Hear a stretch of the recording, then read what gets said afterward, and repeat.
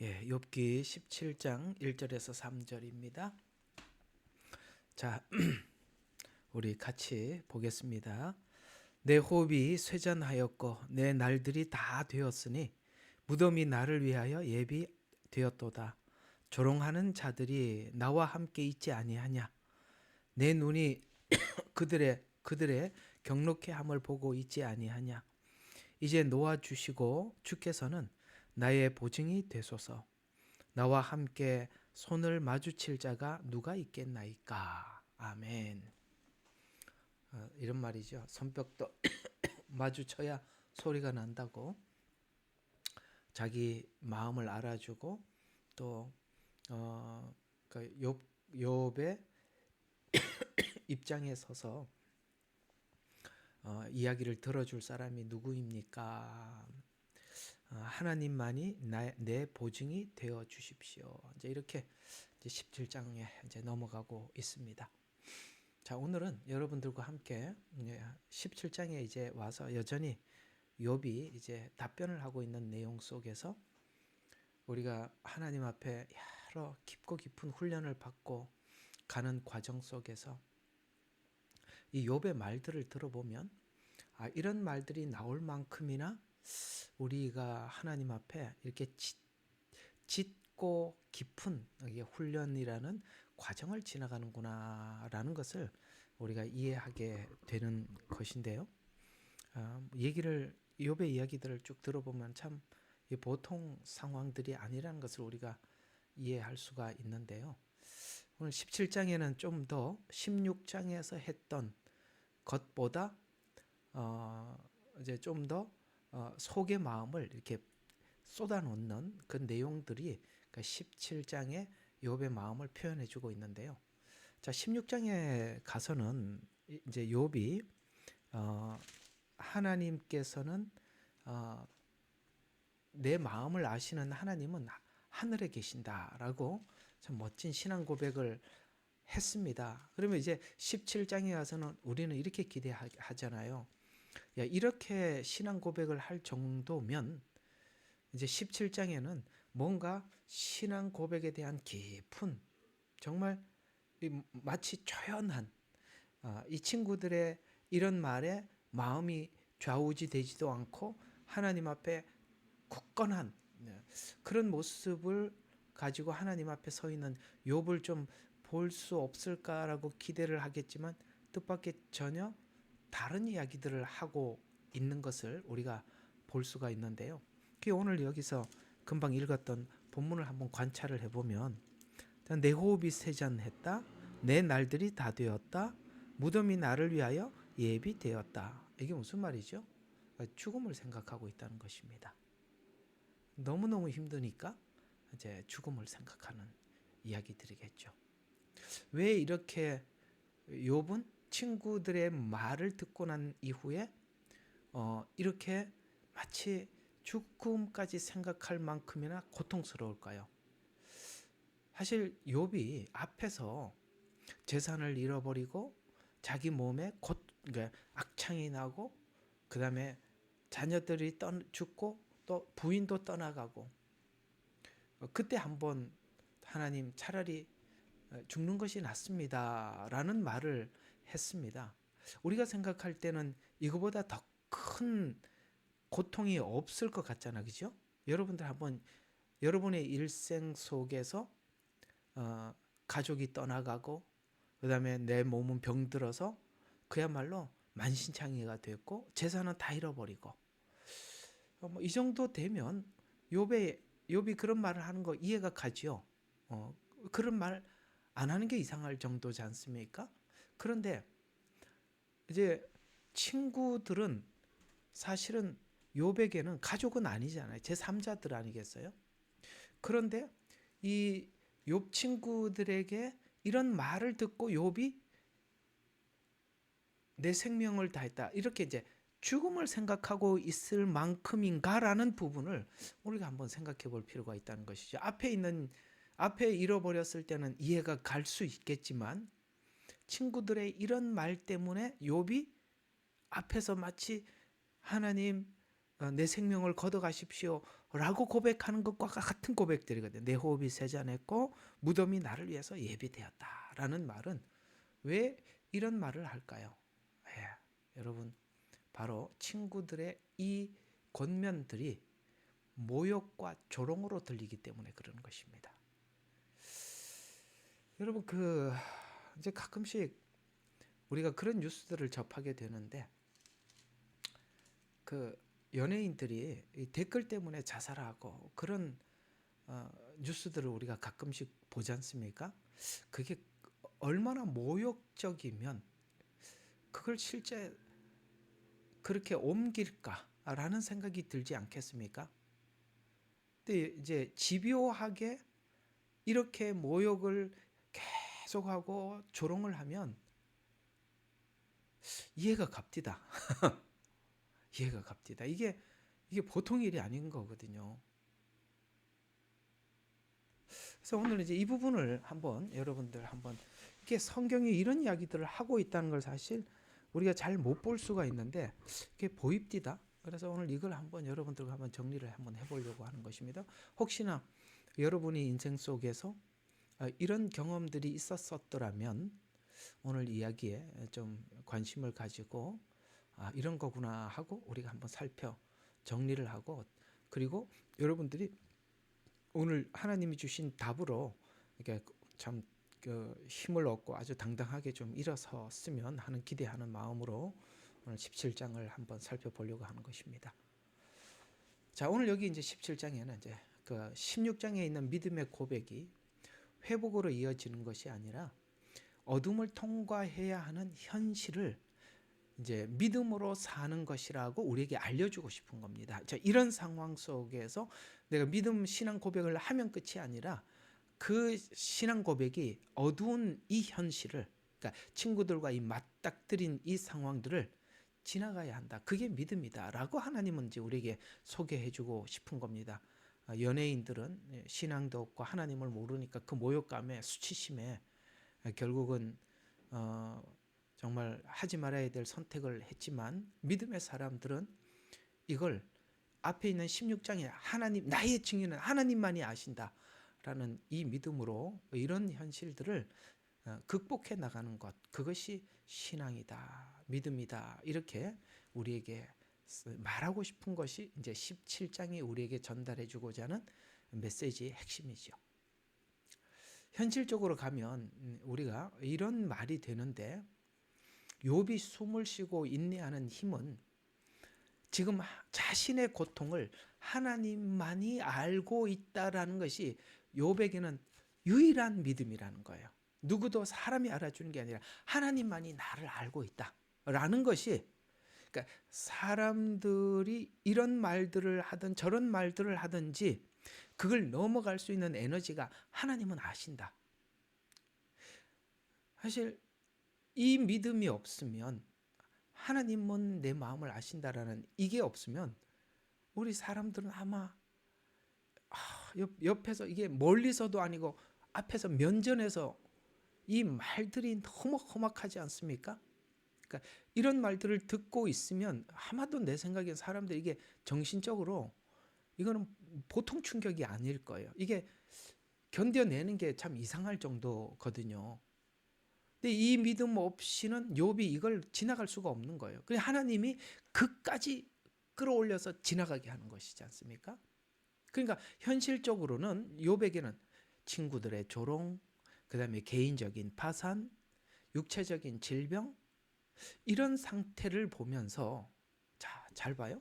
친구들 입장에서는 너 뭔가 죄 때문에 그러는 것이다라는 말을 하기에는 너무 좋은 입장 아니겠어요? 왜냐하면 실제 뭐예요? 재산을 잃어버렸어요. 육체적인 질병을 받았어요. 우리는 이 사람들이 생각하고 있는 신앙관이라면 이건 하나님 앞에 완전히 악의 화신, 그러니까 하나님께서 참다 못해서, 자기들은 이런 일은 없으니까 자기들은 의롭다고 생각하겠죠.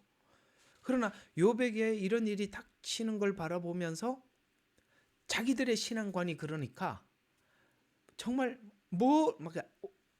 무슨 이야기든지 다 해도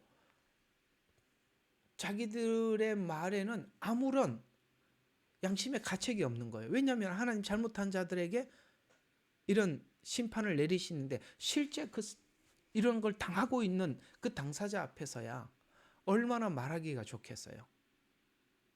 잘 따라오고 있죠? 이야기를? 그러니까 친구들 입장에서는 말하기가 너무 좋은 상태라는 거예요.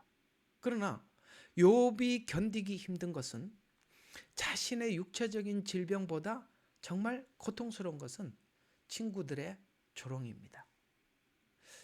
자, 우리는 욥 친구들을 다시 한번 거꾸로 올라가서 관찰을 해보면 욥 친구들은 처음에 욥을 동정하면서 함께 울어줬던 사람입니다. 근데 문제는 울어주는 것은 사람들이 잠깐 그 감정에 복받쳐서 울어줄 수는 있어요. 그러나 이제 문제는 이 사람들이 자기 신학으로 대입해서 지금 욥의 이 상황을 해석하려고 하는 것이 지금 이 그러니까 욥 친구들인 자신들이 얼마나 망가질 수 있는지를 몰랐던 것입니다.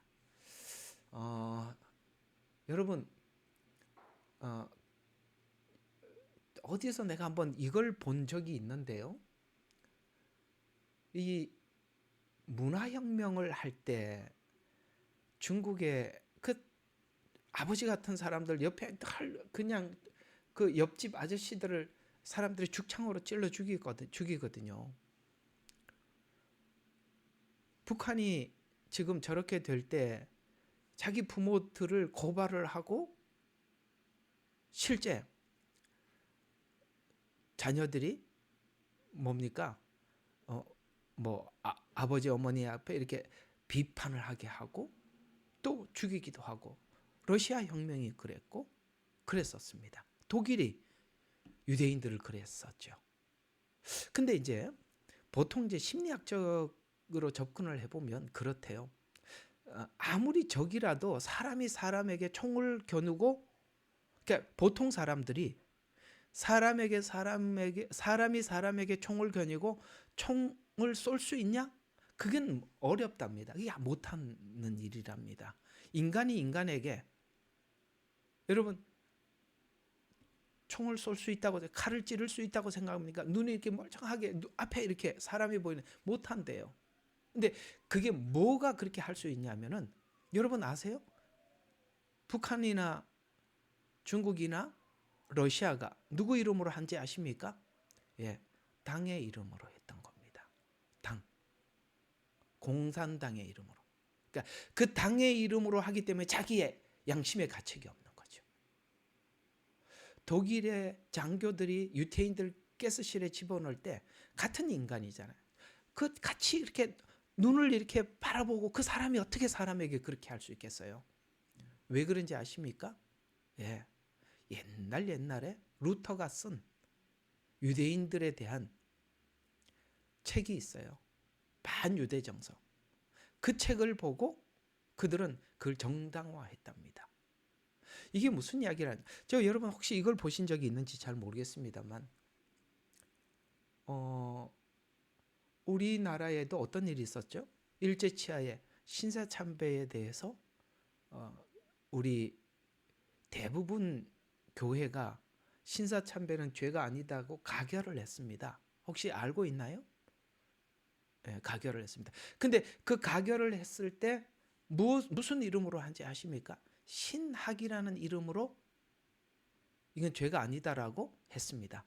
성경의 이름으로 한 게 아니라 신학의 이름으로. 그러니까 신학은 이렇게 됐다. 하나님은 이런 걸 죄로 여기지 않는다라고 해서 이제 신사참배를 하는데 양심의 가책이 됐었는데 그 가책을 털어버린 거거든요. 자, 오늘 그 똑같이 대입을 시켜보면 욥 친구들이 왜 이렇게 욥에게 조롱하는 사람이 되었을까요? 바로 자기가 이해하고 있는 신학의 이름으로. 그들이 가지고 있는 신학이 뭡니까? 분명한 이렇게 어떤 고통과 인간이 받는 고난은 하나님께 죄를 지은 결과다라는 이 신학이 처음에 와서 같이 울어줬던 그 눈물을 마르게 만든 겁니다. 이해가 되죠? 예. 이렇게 무서운 겁니다. 같은 예수를 믿으면서도 자기가 이해하고 있는 하나님은 이런 하나님이라고 이해하고 있는 이 틀이 남들에게 무슨 짓을 해도 그것이 자기에게는 아무 가책이 되지 않는 겁니다. 그러니까 이게 어떻게 처음에는 같이 울어줬던 사람들이 점점 어떻게 변해갔냐면 욥이 지금 그 말을 듣고 항변을 하잖아요. 그러니까 그 욥이 지금 16장, 17장이 또 엘리바스의 말에 항변을 한 거 아니겠어요? 그럼 항변을 하면 뭐라고 이야기하냐면 교만하다고 이야기를 하는 거예요. 여러분, 항변하면 교만한 겁니까? 아니잖아요. 너무 힘드니까 얘기한 거 아니에요. 내가 그랬잖아요. 저번 주에 말씀에 그들도 인간이라는 걸 잊어버리기 시작한 거예요. 항변하면 교만하다고 하고 욥이 또 결백하다고 주장을 하면 하나님 앞에 회개하지 않는다고 외치고 괴롭다고 하면 그게 하나님의 징계라고 이렇게 하고 또 하나님을 찾고 막 울면은 위선자라고 하고 이걸 보고 흔히 우리는 여러분 이런 이야기 들어봤을 겁니다. 이걸 보고 확증편향이라고 하는 겁니다. 신학이 확증편향을 시킨 거예요. 뭔가 이렇게 우리가 답정녀라고 말을 하잖아요. 답을 정해놓고 하듯이 확정을 해놓고 사람을 관찰하는 거죠.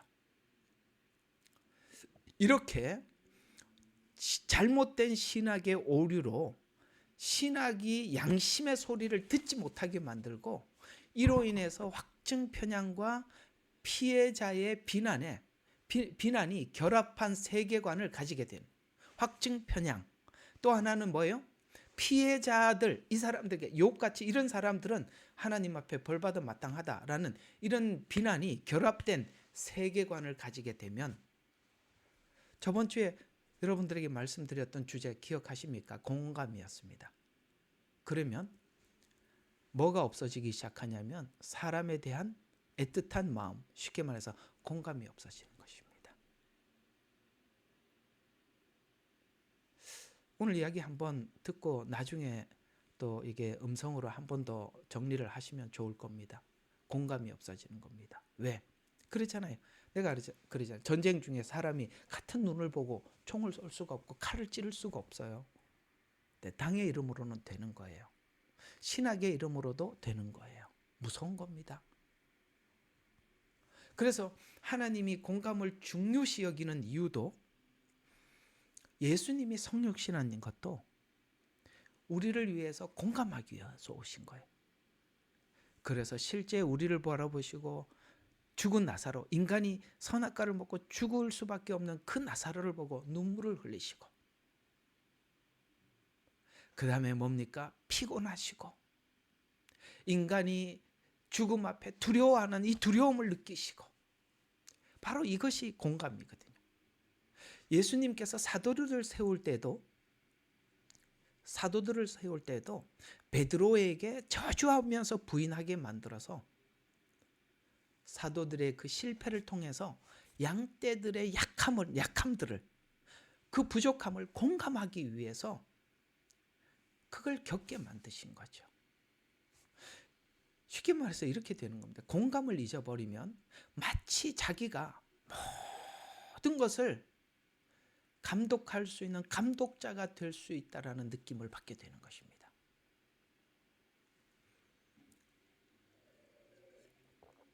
제가 철학자들의 이야기를 한 번도 이렇게 거의 안 했습니다만 쇼펜하워 이야기는 저번에 한번 생각한다 걸어줬죠. 자, 쇼펜하워 이야기 시기를 보면 오늘 여기 있는 말하고 이렇게 참 공감이 되는 이 어떤 명언이 하나가 있어서 한번 찾아봤는데 이렇게 이야기해요. 쇼펜하우가 공감이 없이 연민을 상실한 사람은 타인의 고통을 함께 짊어지지 않고 자기 옳음을 증명하기 위한 자료로만 사용한다. 이런 말을 했습니다. 공감이 없으면 그 사람들의 마음을 살피는 게 아니라 타인들의 고통을, 그러니까 예를 들어서 이제 이런 이야기죠. 누가 이제 시집을 가서 시댁에 가서 사느라고 고통스러워, 힘들어. 그래서 누군가에게, 좀 아는 언니에게 얘기를 한 거야. 내가 이렇게 시집 가서 이렇게 고통스럽게 참 힘든 시간을 보내고 있다고. 그러면 우리가 공감을 하는 사람은 뭐라 그러냐면, 얼마나 힘들겠니, 너희 시어머니가 그래서 참 어렵겠구나, 이렇게 위로해 주는 것이, 이게 보통 공감을 하는 사람들이 하는 방식이지만, 이게 공감을 잃어버리면 자기 옳음을 증명해서 위해서 사용한다는 것은, 그게 뭐가 힘들어, 우리 때는 얼마나 힘드는지 알아? 지금은 그래도 전기밥솥이 있잖아. 우리는 옛날에 불 떼서 밥 해 먹었어. 지금은 세탁기가 있잖아. 우리는 옛날에 손빨래 했다니까? 그걸 가지고 힘들다고 징징거려? 맞는 말이지만 먼저 중요한 건 뭐라고 생각합니까? 공감해 주는 거잖아요. 그래, 얼마나 힘들었니? 그래, 힘들겠다. 이게 사람 아닌가요? 쇼펜하우어 얘기가 그 얘기예요. 공감이 없이 연민을 상실한 사람은 타인의 고통을 함께 짊어지지 않고, 공감해 주지 않고, 그러냐면 너보다 내가 더 어려웠다고, 그래서 자기 옳음을 증명하기 위해서 사용한다라는 말입니다. 왜냐하면, 왜 이렇게 돼가느냐면, 오늘 친구들이 그렇게 돼가고 있거든요. 왜냐하면 자신의 약점을 덮는 수단으로 사람들이 어떤 걸 사용하느냐면, 자기보다 훨씬 더 높은 위치에 있는 어떤 사람들을 공격을 해서 그걸 자기 위로의 수단으로 삼는 거예요. 이거 알아들으세요? 무슨 이야기인지? 여러분, 그러니까 이 예를 이렇게 좀 설명을 해줄 수가 있는데요. 어림도 없는 이상한 정치인이 하나 나타나서 저 위에 많은 사람들에게 지지를 받는 어떤 훌륭한 사람을 막무가내로 공격을 하는 그런 경우들을 우리가 참 많이 보는데, 그건 뭘 이야기하느냐면, 야, 쪼무레기들은 너희들은 내 상대가 아니야. 나는 최소한 저 정도 되는 사람하고 상대할 수 있는 사람이야. 라고 그 사람을 공격해서 뭐를 한다고요? 자기 약점을 덮는 수단으로 사용하더라는 것이죠. 그건 왜 그러냐면, 바로 비교 대상을 높이 잡으면 마치 자기와 그 상대와의 격차가 줄어드는 것처럼 느껴지는 그 쾌감, 그걸 느끼면서 마치 자기는, 이게 아까 말씀드린 쪼무레기 같은 너희들은 상대가 안 돼 라고 자기가 실패한 자기 인생을 만회할 수가 있다는 것이죠. 오늘 여기 욥 친구들은 좋은 상대를 만났어요. 욥은 그 지방에서 존경받는 사람이었어요. 그래서 욥에게 이런 말들을 함으로써 자기들이 지금까지 하나님 앞에 위선을 하고, 율법을 지키면서 우리가 느끼는, 그러니까 율법을 지키면서 우리가 가졌던 수많은 부담들이 있잖아요. 그죠? 내가 위선자라는 부담, 그렇죠? 이런 것들이 누구보다 존경받는 욥을 이렇게 공격함으로써 마치 자기의 모든 약점들과 허점들과 이런 문제들이 다 뭐예요? 이렇게 다 묻히는 것처럼, 그때 느껴지는 쾌감은 어떤 쾌감일까요? 예, 지금까지 가졌던 수많은 부담들을 한순간에 다 내려놓게 되는 그런 희열을 느끼지 않겠습니까? 그러면 본래 이런 내면에 이런 동기가 있었다는 거예요. 그러니까 사실 그렇게 하는 사람들 마음속에는 이런 동기가 있는데, 그런 내면의 동기가 상대방의, 그러니까 예를 들어 욥같이 사람들에게 존경받는 욥을 비판을 하고 흠을 찾고 그걸 과장을 하고, 그다음에 그 욥의 이런 지금 현재 이 상태를 가지고 추측을 하잖아요. 여러분, 지금 욥 친구들이 욥에게 했던 말과 하나님께서 원래 욥에게 이 시간을 허락하셨던 것과 욥 친구들이 진단하는 게 맞아요, 안 맞아요? 완전히 다르잖아요. 하나님은 욥을 죄가 있어서 시작한 것이 아니라 그 의를 더 의가 되도록 빛나게 하기 위해서 하나님은 하나님의 어떤 하나님의 어떤 깊고 깊은 것을 열어주기 위해서 이 시간을 허락했는데, 욥 친구들은 그건 죄의 결과다라고 이렇게 얘기하는 것과 하나님이 지금 욥에게 시작했던 이 부분과 친구들이 진단하는 거 전혀 맞지 않지 않습니까?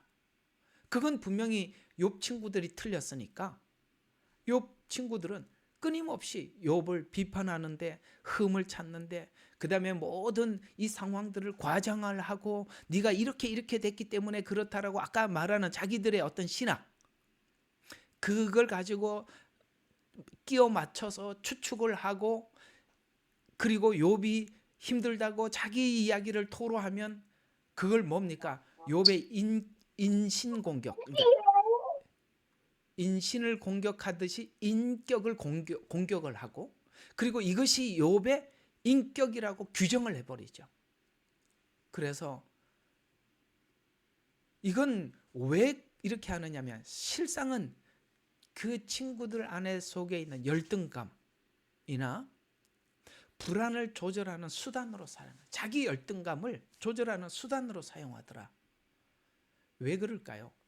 보통 이런 형태들은 어디서 많이 나타나느냐면 경쟁사회. 우리가 경쟁사회라고 하면 우리 한국도 좀 그런 사회지 않습니까? 그러니까 우리는 항상 그런 걸 하잖아요. 그러니까 유치원 다닐 때부터, 초등학교 다닐 때부터 시험을 치면은 점수로 사람을 매기고, 그 다음에 그 총점을 내서 1, 2, 3, 4, 5등, 5, 6, 그러니까 뭐 60명이면 60등까지 나누고, 그 다음에 사회 나가도 이렇게 등수가 있고, 뭐 우등생, 열등생 이런 것들이 있잖아요. 이런 사회 속에 살아가는 사람들은 그 도태된 사람들, 거기에 이렇게 주류에 들지 못하는 사람들이 이런 성향의 사람들이 될 가능성이 많이 높습니다.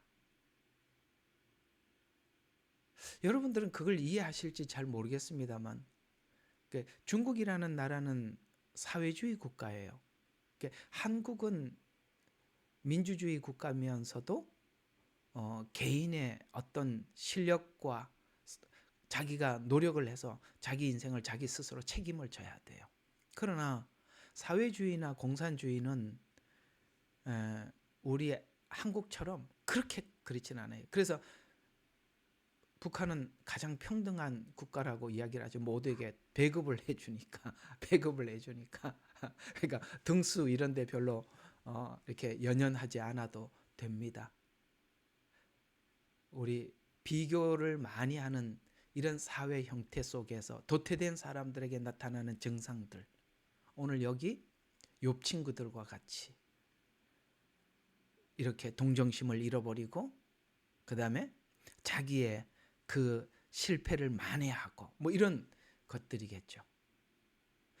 근데 오늘 하나님께서는 욥을 하나님 우리에게 꺼내놓고 자랑하고 싶은 것은 욥의 위대함을 우리에게 뭘 자랑하고 싶은 거냐면, 지금 하나님 욥이 지금 이 상태까지 왔다. 내 호흡이 쇠잔하고 이렇게 쭉 이야기하듯이 이 과정에서 욥은 실제 정말 죽을 지경이지만 이 죽지 않고 이 과정을 잘 넘어가고 있지 않냐라고 우리에게 이야기해 주고 싶은 겁니다.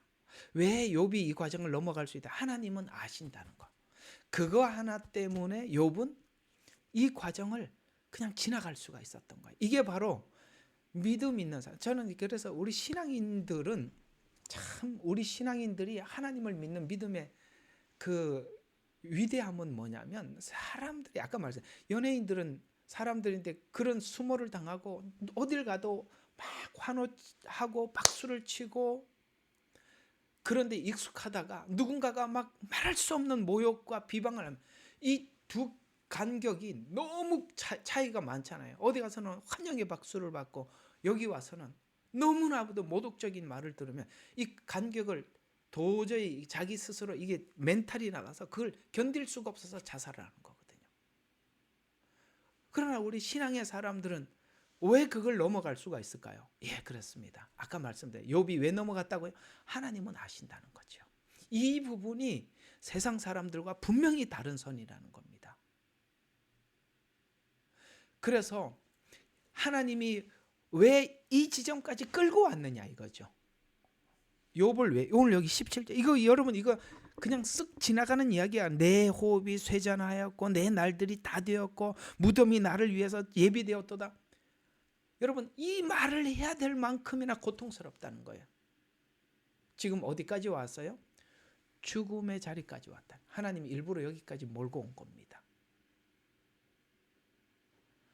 여기 와서 뭘 생각하게 될까요? 그 죽음 이후에 그리스도 안에서 그래서 나는 그리스도 안에서 날마다 죽노라. 자기를 부인하는 자리. 여기까지 하나님이 몰고 온 겁니다. 왜냐하면 사실은 우리가 과거가 죽어야 하나님 앞에서 새로운 출발을 할 수가 있잖아요. 그러니까 하나님이 여기까지 몰고 와서 욥이 전에 전혀 생각해보지 못했던 뭘 생각하느냐. 주님 안에서 내가 죽는다면 주님 안에서 새로운 거듭난 이 나 자신 욥은 어떤 사람일까? 라는 기대를 하는 자리까지 끌고 온 겁니다. 사실은 우리가 이런 엄청난 고통을 당하면서 느끼는 게 뭐냐면 내가 여기 이걸 넘었을 때 나는 어떤 사람으로 거듭나게 돼. 우리는 옛날에 상상도 못 해봤는데 이제는 그걸 소망하고 기대해 볼 수 있는 상태까지 온 거죠. 그래서 친구들이 그 역할을 하는 것이죠. 여러분들에게 이 역할을 하고 있는 사람이 누굴까요? 아마 있을 겁니다. 그러면 아마 여러분들이 싹 지나가는 사람이 있겠죠. 아이고 우리 아들요. 아유 우리 남편요. 우리 부인요. 분명히 있을 겁니다. 죽음의 소망을 지금 넘어가고 있는 것입니다. 근데 우리 여기서 한 가지 정리하고 넘어가야 될 것이 있습니다. 우리는 누구의 역할을 할 것인가? 저번에 설교를 하고 나니까 그런 말들을 하시더라고요. 목사님 어떤 때는 제가 욥이었고요. 어떤 때는 제가 친구였던 것 같아요. 이런 말씀을 하시더라고요. 누구에게는 친구 역할을 하고 누구에게는 욥과 같이 됐어요. 그러면 친구같이 괴롭히는 역할을 하는 사람이 누구냐 이거죠. 누가 그렇게 괴롭히는 역할을 보통을 하게 되냐면 덜 사랑하는 사람. 그냥 뭐 알아듣는지 잘 몰라서 그냥 지나가겠습니다. 자, 그래서 오늘은 좀 다른 이야기예요. 근데 여러분 친구 역할이 어떤 역할이냐면 판단하고 정죄하고 비평하는 거예요. 우리도 이제 정치를 보면 야당이 되었을 때와 여당이 되었을 때 보면 누가 목소리가 더 크죠? 야당이 크죠. 왜? 그 사람들은 할 일이 별로 없어요. 잘못하는 거 찾아내고 소리만 지르면 돼요. 여당은 쩔쩔매야 돼요. 해명을 해야 돼요. 어때요? 여러분 야당하고 싶어요? 여당하고 싶어요? 야당이 신나죠. 그건 뭐 책임도 없어요. 그 다음에 커트라인도 없어요. 어디까지 해야 된다는 기준도 없어요. 그냥 막 하고 싶은 말 다 하고 나중에 장난이었어? 그러면 그만인 거야.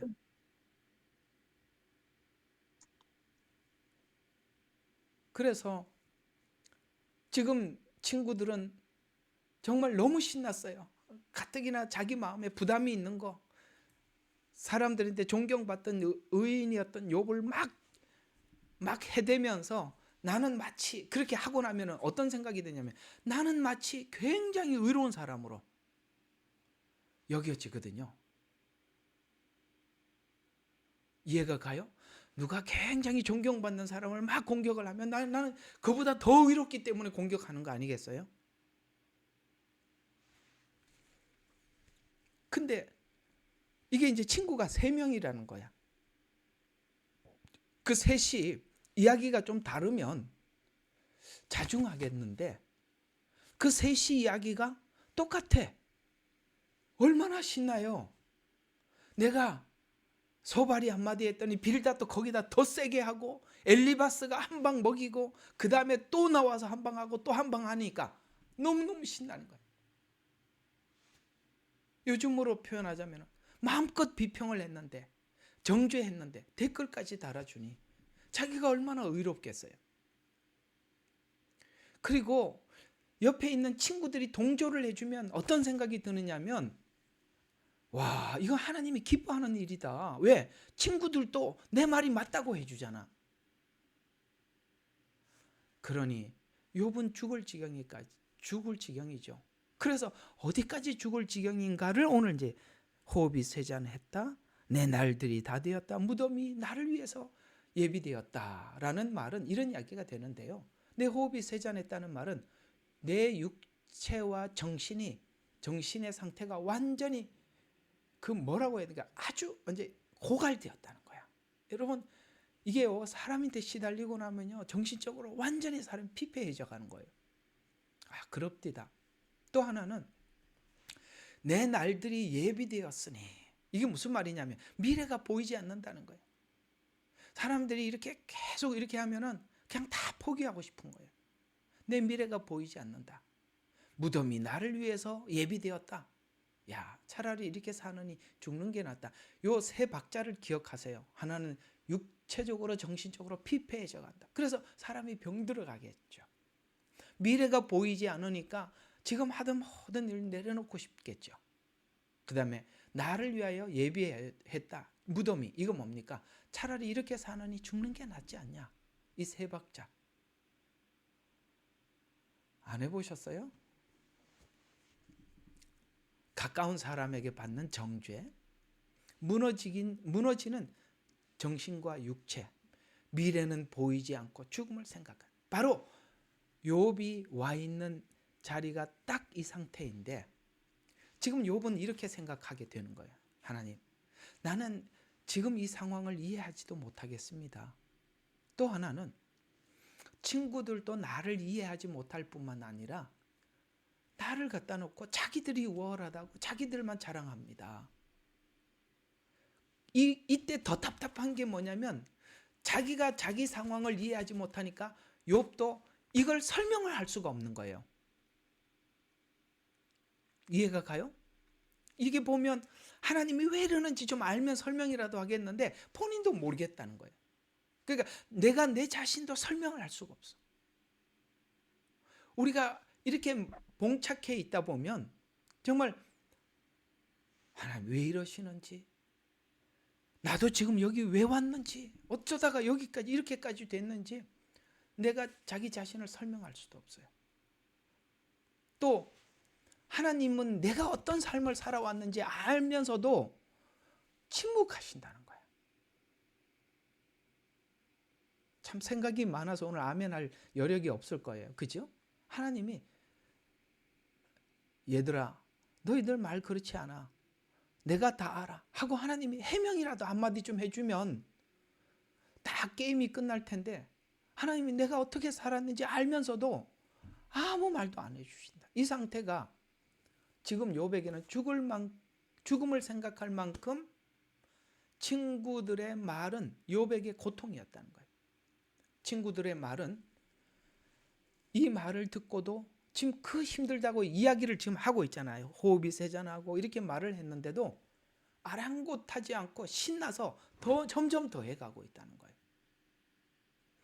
이상하게 타인을 말로 괴롭혀 괴로움을 당하면 육체의 고통 위에 친구들의 정죄와 공격적인 말이 계속 쌓이면 영혼까지 세잔해진 상태를 볼 수 있는데 성경은 놀랍게도 실제 이렇게 되었을 때 우리가 그렇게까지 간다라고 성경이 여러 군데 설명을 하고 있어요.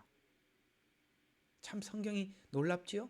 우리가 이렇게 되었을 때 성경이 이런 말을 기록하고 있다는 것은 하나님께서 우리 신앙생활의 과정에 이런 과정이 있기 때문에 이 말을 적은 거 아니겠어요? 이 말을 시편 52편 1절과 3절에 이 상태를 이렇게 잘 표현해 놨어요. 힘 있는 자여. 누가 지금 욥과 욥 친구들 사이에 우리 눈에 누가 힘이 있어 보여요? 당연히 욥 친구들이죠. 그래서 힘 있는 자여. 여기서 이제 힘 있는 자는 이 시편 52편에 노획을 두고 하는 이야기예요. 제사장들을 고발하고 제사장들을 죽이는데 앞장선 지금 아주 영향력 있는 사람 노획이에요. 노획에게 힘 있는 자여 어찌하여 내가 해악을 스스로 자랑하느냐. 하나님의 선하심은 항상 지속되도다. 이게 무슨 뜻인지 아세요? 하나님께서 이 노획이 너무 악한 짓을 했는데 하나님의 선하심은 항상 지속된다는 말은 도액은 그렇게 생각을 한 거예요. 내가 자기가 자기를 지키기 위해서 이렇게 했다라고 생각하는데 아니요. 하나님이 네 목숨이 붙어 있는 것은 하나님의 선하심이 지속되기 때문에 네가 지금 살아있는 거야 라고 다윗이 말해주고 있는 겁니다. 악한 자가 왜 하나님이 지금 계속 가만히 두시냐? 하나님의 선하심이 기다려주고 있는 거라 이 말이에요. 그래서 선하심은 항상 지속되도다. 내 혀가 해악을 꾀하며 날카로운 칼날같이 속임수로 일하는 도다. 내가 선보다는 악을 의를 말하기보다는 거짓말을 더 사랑하는 도다. 셀라 이렇게 말씀하고 있어요. 그래요. 선보다는 악을 의를 말하기보다는 거짓말을 더 사랑하는 도다. 아까 말씀드린 것처럼 우리가요 이렇게 해서 자기의 의를 사람들에게 공개적으로 높이려면은 그 어떤 의로운 사람들을 짓밟아서 자기가 더 의롭다고 사람들에게 외침으로써 이게 얼마나 엔돌핀이 돌고 얼마나 신나는 일인지 몰라. 여기서 중요한 표현은 여기 있는 성경 구절에 남을 해치는 모든 말을 좋아한다는 말이에요. 이 단어가 지나가고 있어요. 단순히 이들이 단순한 실수로 상처를 주는 것이 아니라 상대를 무너뜨리는 말을 계속하면서도 스스로 그것을 정당화하고 심지어 즐기더라. 또 시편 64편에도 이런 말씀이 있는데 아주 정확하게 나와 있습니다. 우리 지금 시편 64편 3절 7절 다음 주에 할 거거든요. 거기도 이런 말이 나와 있어요. 그들이 자기들의 혀를 칼같이 갈아서, 이거 어제 수요일 날 여러분들이 읽었던 성경 구절입니다. 혀를 칼같이 갈아서 화살들 곧 독한 말들을 쏘기 위하여 그들의 활을 당기니 이는 그들이 몰래 온전한 자를 쏘려 함이라. 그들이 갑자기 그를 쏘고도 두려워하지 아니하나이다. 그들이 악한 일에 격려하며 비밀리 올무를 놓은 것을 의논하고 말하기를 누가 그것을 보리요 하는도다. 그들이 죄악을 도모하며 열심히 찾으니 그들 각자 속 생각과 마음이 모두 깊도다. 그러나 하나님께서 화살로 그들을 쏘시리니 그들이 잘 보세요. 갑자기 상처를 입으리라. 어떻게 이런 성경 구절을 여러분들과 함께 나누려고 그러는지 참 이 말들이 다 눈에 잘 들어오잖아요. 여기서 그들이 하는 말들이 욥이 친구들에게 하는 말들을 성경은 칼이라고 묘사하고 화살이라고 묘사하고 있다는 사실이에요. 더 심각한 것은 오늘 여기 시편이 말씀하고 있으니까 두려워하지 않는다는 거예요. 두려워하지 않는다는 거예요. 이렇게 악한 말을 하고 아무 두려움이 없다는 거예요. 잠언서 12장 18절에도 이렇게 말씀하고 있어요. 칼로 찌름과 같이 함부로 말하는 자가 있거니와 라고 말씀하고 있습니다. 말은 칼은 아니지만 하나님은 그것을 칼로 찌르는 행위와 같이 보고 있다는 거예요. 여기 호주에서는요, 폭력이 언어 폭력도 똑같은 폭력으로 취급하는데 한국도 거기까지 법이 미쳤는지는 잘 모르겠습니다. 부인이 법정에 가서 남편에게 이런 언어 폭력을 당했다 그러면 바로 그냥 끝장입니다. 그걸로. 예, 뭐 이렇게 뭘 던지고 맞고 이게 문제가 아니라 딱 언어 폭력 그 자체도 그냥 폭력 자체로 보는 거예요. 오늘 근데 성경의 그 말도 이게 성경적이에요. 왜냐하면 칼로 찌르는 것 같이 이게 그러니까 언어를 칼로 찌르는 행위와 같이 보더라는 거예요. 성경은. 그리고 직접적인 표현이 또 한 군데 나오는데 잠언서 26장 18절과 19절 횃불을 던지며 살을 쏘아서 사람을 죽인 미친 사람이 있나니 자기 이웃을 속이고 말하기를 내가 희롱하였노라 하는 자도 있더라. 희롱하는 것을 아주 자랑하는 사람도 있더라라고 이야기하는 것입니다. 오늘 여기 욥기 17장에서 하고픈 메시지는 사람의 고통을 가장 깊게 만드는 것이 사실 어떤 사건보다 말이라는 거예요. 그래서 우리가 이런 말이 있어요. 우리 옛말 속담에 보면 이렇게 맞은 상처는 시간이 지나면 아물고 없어지는데 말로 받은 상처는 평생 기억에 남는 거예요. 너무 신나겠죠. 남이 고통을 받는 걸 보면. 욥의 몸은 이미 병들어 있었어요. 그런데 친구들은 욥이 얼마나 힘드는지를 보면서 친구들끼리 더 수위를 높여가면서 말을 멈추지 않습니다. 처음부터 위로하러 왔지만 어느 순간부터 욥을 이해하는 사람이 아니라 욥의 잘못을 증명하는 사람이 되어 있다는 것입니다. 그래서 우리는 욥 친구들을 보면서 이런 교훈을 생각해 볼 수가 있는데요.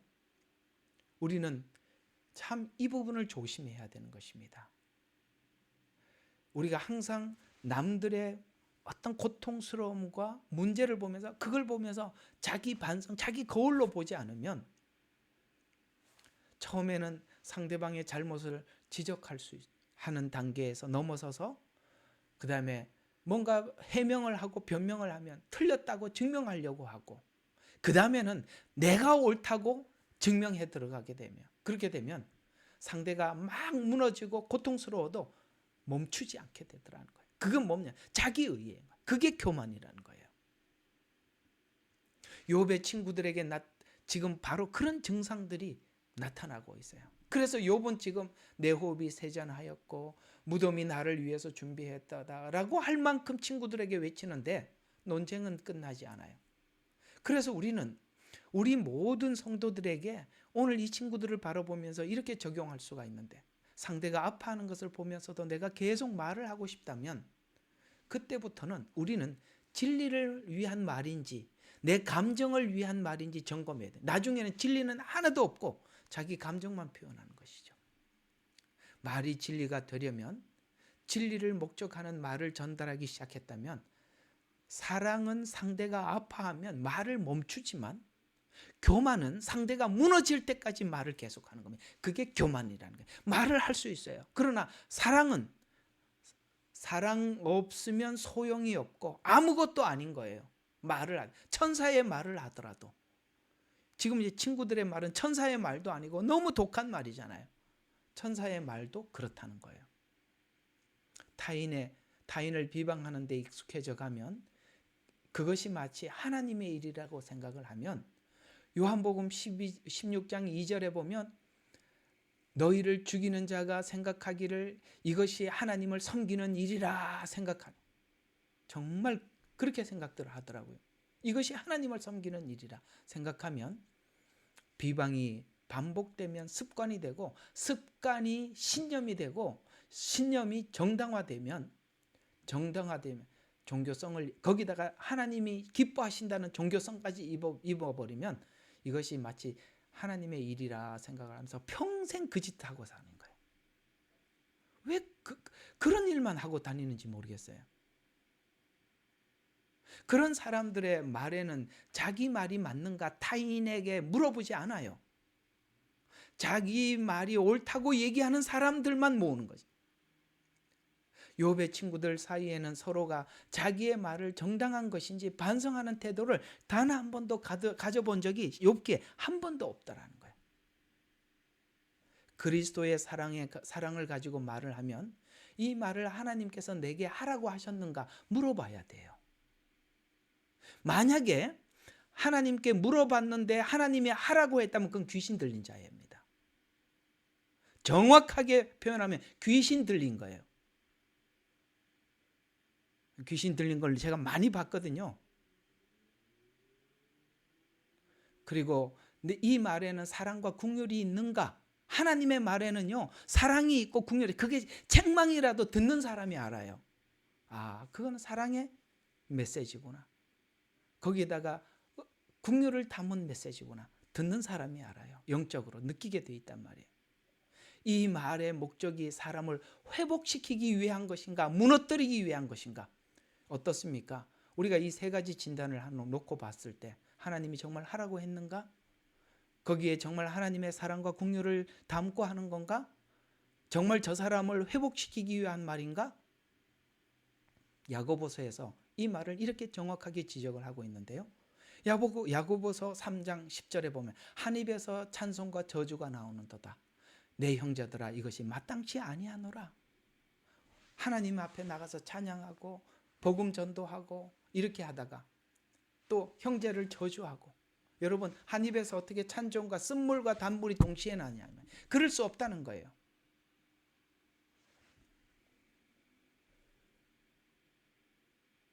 자, 오늘 이야기들을 한번 2절 하나 좀 더 지나가고 끝냅시다. 2절 조롱하는 자들이 나와 함께 있지 아니하냐? 내 눈이 그들의 경로함을 보고 있지 아니하냐라고 이제 욥이 말을 하고 있습니다. 욥에게는 병보다 더 아픈 것이 바로 지금 현재 친구들의 이런 조롱과 오해입니다. 사람들은 욥의 고난을 보면서 그를 위선자, 죄인으로 딱 규정해 놓고 판단을 하고 있고, 욥의 현재 모습을 지금 그가 이런 인생을 살아왔다고 인생 전체로 판결을 해버리는 거예요. 이해가 가요? 이 사람은 이러하다. 그래서 인생 전체가 그런 인간이다. 이렇게 판결을 해버리더라는 거예요. 그래서 욥은 몸이 무너졌을 것뿐만 아니라 명예도 신뢰도 함께 다 무너졌습니다. 그래서 오늘 욥은 하나님 그 앞에 3절에 이렇게 이제 놓아주시고 주께서는 나의 보증이 되소서. 나와 함께 손을 마주칠 자가 누가 있겠나이까. 누가 내 이 고통의 소리를 듣기 위해서 이렇게 손도 이렇게 마주쳐야 되는 거야. 나는 혼자 아무리 호공을 쳐도 내가 이게 내 소리를 들을 사람이 없으니까 누군가가 내 말을 이렇게 탁 들어줄 분이 누구십니까? 까지 왔어요. 왔다고요. 여러분 17장에서 헤매고 계시는 분 계시죠? 우리 이 설교를 나누라고 하시는 것 같습니다. 17장에 와 계시는 분 계시죠? 우리가 참 조심해야 될 것은 내가 다 욥처럼 17장에 와 있는 사람일 수도 있고 누군가를 17장에까지 보내는 사람일 수도 있다는 것도 아셔야 됩니다. 여러분들은 다 피해자라고 생각할 수 있겠지만 여기에 욥 친구들도 있을 수 있습니다. 아픈 이야기죠. 자, 오늘 이야기 여기까지 한번 정리를 해봤습니다. 어떻습니까? 보상, 비교에서 뒤떨어진 사람들, 경쟁에서 낙오된 사람들, 하나님 앞에 뭔가 꺼리끼는 사람들, 그걸 만회하기 위해서 동방의 의로운 욥 한 사람을 찾아와서 온갖 비난을 쏟아내면서 자기 위로를 삼는 이 기가 막히는 현장. 하나님은 왜 빨리 나타나서 욥 말은 맞고 너희들의 말은 틀렸다라는 이야기를 나중에 가야 할까? 까지 가야 할까? 아직 욥도 털어내야 될 먼지가 남아있기 때문이 아닐까요? 우리 같이 한번 또 저는 설교하고 내려가서 달려가고 여러분들도 함께 달려가서 하나님이 원하는 자리까지 한번 같이 손잡고 갔으면 좋겠습니다. 욥기 하면서 말씀을 드리지만 나고자 없기를 기도합니다. 기도하겠습니다. 하나님, 오늘은 17장에서 왜 욥 친구들이 분명히 아닌데도 이런 말을 계속할까 살펴봤습니다. 아, 그렇군요. 우리는 우리의 약함과 실패를 누군가를 비난을 함으로써 내가 정당하다고 외치는 건 아닐까요? 욥기 끝에 가보면 하나님께서 네가 나를 비난해서 너의 정당함을 정당화시키려고 하느냐라는 이 엄청난 하나님의 선언이 생각이 납니다. 우리가 일상을 살면서 이런 모습이 있다면 오늘 철저하게 정말 하나님 앞에 자신을 돌아보는 시간이 되게 도와주세요. 예수님 이름으로 기도합니다. 아멘.